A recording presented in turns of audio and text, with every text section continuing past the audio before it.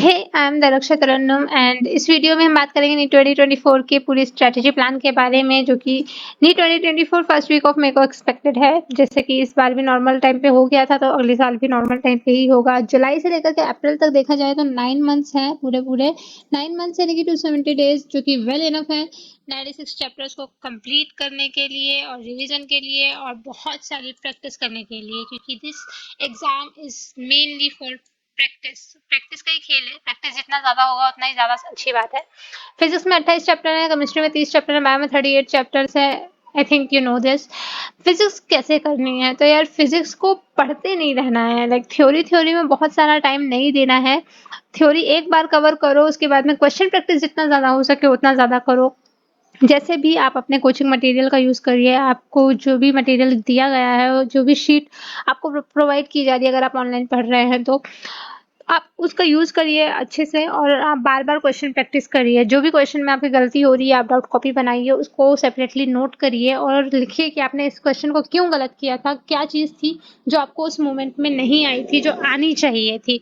तो फिजिक्स को इस तरीके से करना है आपको कवर, कि आपको क्वेश्चन प्रैक्टिस ज़्यादा करनी है। आप थ्योरी बार-बार नहीं ही पढ़ें। लास्ट के टाइम पे क्या करना है वो मैं आपको आगे की वीडियो में बताऊँगी, बट जब आप सिलेबस कर रहे होंगे तब ध्यान रहे कि फिजिक्स में थ्योरी के साथ-साथ आपको साइमल्टेनियसली क्वेश्चन प्रैक्टिस करनी होगी। कोचिंग में आपको, आप क्लास में जो भी आपके टीचर ने पढ़ा दिया, जिस दिन जो पढ़ाया उसी दिन उसके ऊपर आपको क्वेश्चंस लगाने कंपल्सरी है। तो स्किप नहीं कीजिएगा, डेली क्वेश्चन प्रैक्टिस कीजिएगा, बहुत इंपॉर्टेंट है फिजिक्स के लिए। फिजिक्स में बहुत सारे चैप्टर्स हैं, तो कहाँ से शुरू करना है फिजिक्स, तो सबका एक अलग-अलग वे हो सकता है। मे बी अलग-अलग लोग अलग-अलग वे फॉलो करते हैं। आपके टीचर जैसा आपको बोल रहे हैं आप वैसा करिए, उन्हें आप फॉलो करिए। अगर आपके पास कोई प्लान नहीं है तो आप इस वे को फॉलो कर सकते हैं। सबसे पहले आप मैकेनिक्स कवर कीजिए, क्योंकि मैकेनिक्स बेसिक होता है, तो आई थिंक ये सबसे पहले कवर हो जाना चाहिए। इसके ऊपर बहुत सारे क्वेश्चंस बनते हैं, नए-नए क्वेश्चंस भी यहीं से बनेंगे। फिर उसके बाद में ऑप्टिक्स, इलेक्ट्रोस्टैटिक, इलेक्ट्रोडायनामिक्स, मैग्नेटिज्म वाला पूरा यूनिट खत्म करने के बाद में थर्मल और ऑसिलेशन और वेव्स तक आ सकते हैं। फिर उसके बाद में मॉडर्न फिजिक्स कंप्लीट कीजिएगा लास्ट में, क्योंकि मॉडर्न फिजिक्स ऐसा है जिसमें बहुत सारी चीज़ें ऐसी भी हैं जिसको आपको याद रखना है बस। तो याद ही रखना है तो उसको लास्ट मोमेंट में करते हैं ना। शुरू में जितनी भी समझने वाली और एनालिटिकल चीज़ें हैं उसको शुरू में कर लीजिए, तो इससे आपका फिजिक्स जो है आसान हो जाएगा। और याद रहे कि जब आप अगली यूनिट पे जंप कर रहे हैं, जैसे मान लीजिए आपने मैकेनिक्स की कंप्लीट किया और ऑप्टिक्स पे जंप करना है, तो ऑप्टिक्स करते करते आप वीकली, मतलब एक हफ्ते में एटलीस्ट एक बार तो पूरे मैकेनिक्स का टेस्ट जरूर दीजिए, क्योंकि आपको छोड़ना नहीं है। अगर आपने छोड़ दिया तो फिर आप भूल जाएंगे बाद में, से आपको छोड़ना नहीं है, आपको लगातार क्वेश्चन प्रैक्टिस करते रहनी है। अब बात करते हैं हम केमिस्ट्री की। ये तो बात हो गई थी फिजिक्स की। केमिस्ट्री कैसे करें, तो केमिस्ट्री पढ़ना तो पड़ेगा ही। तो सबसे पहले मैं सजेस्ट करूंगी कि आपको फिजिकल केमिस्ट्री कंप्लीट कर लेनी चाहिए, क्योंकि फिजिकल केमिस्ट्री ऐसा पोर्शन है केमिस्ट्री में जिसमें आपको न्यूमेरिकल पे ध्यान देना है थोड़ा बहुत। यहाँ पे फॉर्मूला वगैरह होते हैं, कॉन्सेप्ट इतना ज़्यादा, मतलब बहुत ज़्यादा थ्योरी नहीं होती है। यहाँ पे आपको क्वेश्चन प्रैक्टिस करनी होती है। तो आप एनसीईआरटी को जितना भी इन टेक्स्ट क्वेश्चन है, जितना भी एक्सरसाइज में क्वेश्चन एनसीईआरटी का अच्छे से कर लीजिए फिजिकल केमिस्ट्री के लिए। और फिजिकल केमिस्ट्री जब आपका खत्म होता है तो आप ऑर्गेनिक केमिस्ट्री में आए। ध्यान दें कि फिजिकल केमिस्ट्री में भी आपको क्वेश्चन प्रैक्टिस अच्छे से करनी है, अच्छे से ध्यान देना है कैसे कैसे टाइप के क्वेश्चन बनते हैं, सब कुछ प्रॉपरली क्वेश्चंस के थ्रू ही आप करते जाइए, बेहतर होगा। थ्योरी बार बार पढ़ने से कुछ नहीं होगा, क्वेश्चंस लगाइए, क्वेश्चंस के थ्रू आप गलतियां पकड़ेंगे अपनी और ढंग से कर पाएंगे इसके लिए। फिर आप ऑर्गेनिक और इनऑर्गेनिक केमिस्ट्री जब आप कर रहे होंगे, तो ऑर्गेनिक और इनऑर्गेनिक केमिस्ट्री का ऐसा है कि आप साथ में कर सकते हैं। जब आप ऑर्गेनिक केमिस्ट्री कर रहे होंगे, आप डेली का इनऑर्गेनिक केमिस्ट्री के लिए आप एनसीईआरटी की 1-2 पेज डेली की रीडिंग कर सकते हैं आराम से। तो ऑर्गेनिक और इनऑर्गेनिक अगर साथ में चलाते हैं तो इतना ज़्यादा बर्डन नहीं होता है। लेकिन जब आप ऑर्गेनिक एंड ऑर्गेनिक केमिस्ट्री कर रहे होंगे तो याद रहे कि हफ्ते में एक बार आपको फिजिकल केमिस्ट्री का, पूरे फिजिकल केमिस्ट्री का सेट बना करके आपको टेस्ट जरूर लगानी है, तो वो चीज़ नहीं भूलिएगा आप। तो फिजिकल केमिस्ट्री की आपको पूरे ईयर प्रैक्टिस करते रहनी है।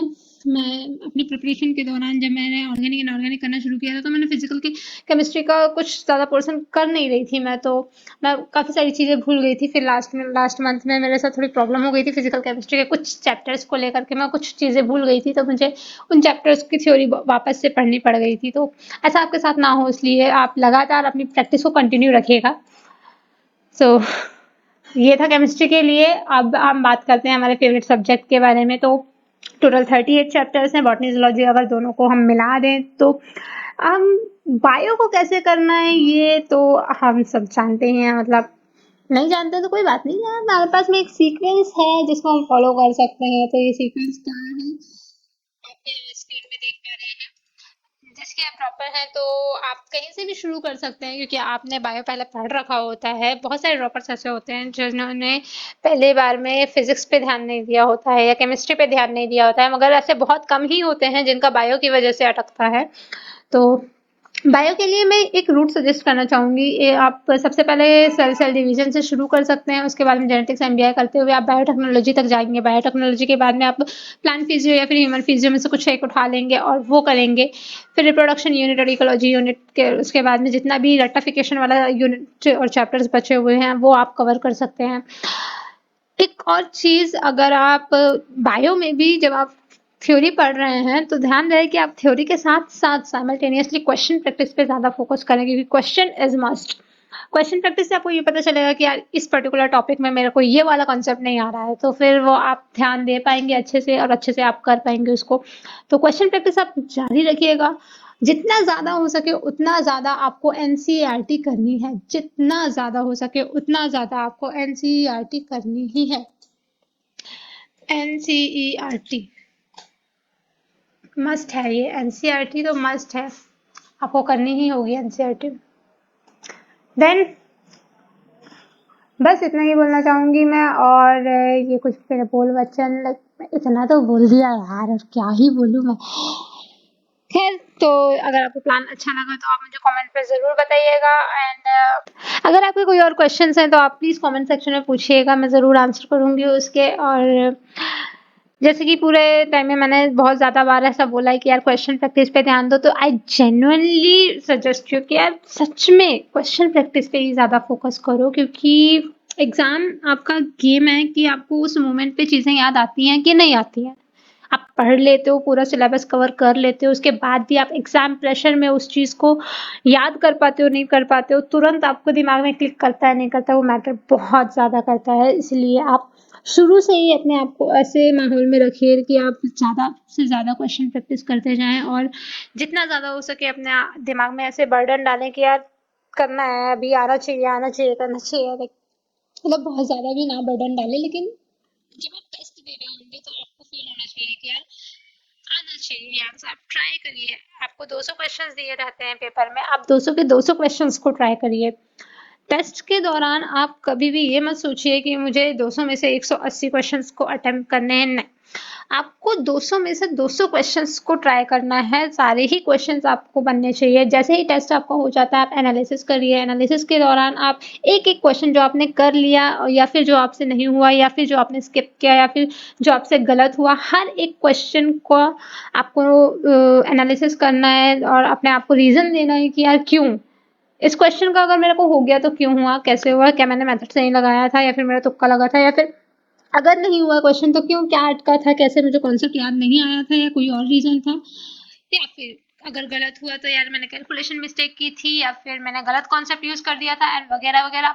सारी चीज़ें एनालाइज करिए टेस्ट के दौरान और अपने आप को सिखाइए, और नेक्स्ट टेस्ट से पहले ये सारी चीज़ों को आप रिवाइज करके जाइए कि यार मैंने पिछले टेस्ट में ये गलत किया था और अगले टेस्ट में मैं ये चीज़ें गलत नहीं करूँगी या करूँगा।